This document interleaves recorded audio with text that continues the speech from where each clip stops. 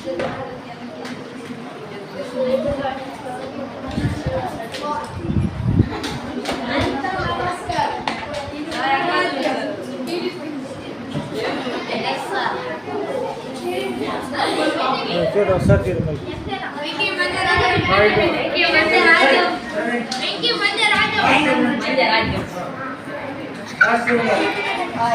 your handwriting in your life.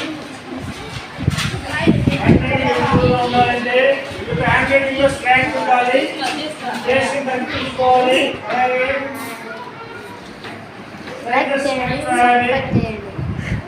Jones అదంటే పాటిస్తూ అలాగే లైట్ చేసుకున్నానే వాష్ చేసుకున్నానే అలాగే లెటర్స్ చేసి ఉండాలి.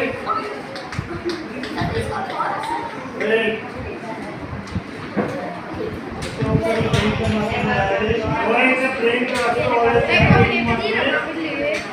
ఉంటుంది డైలీ ప్రాక్టీస్ చేయాలి. ప్రాక్టీస్ చేస్తున్నానే క్లాసులో రాయండి, అలాగే ఎగ్జామ్ రాయండి.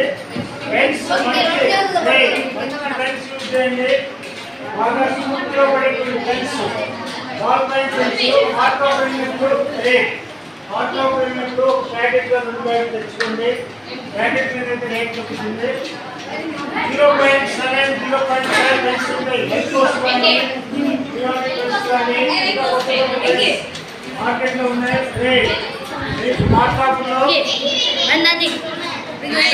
వందగడి లాగే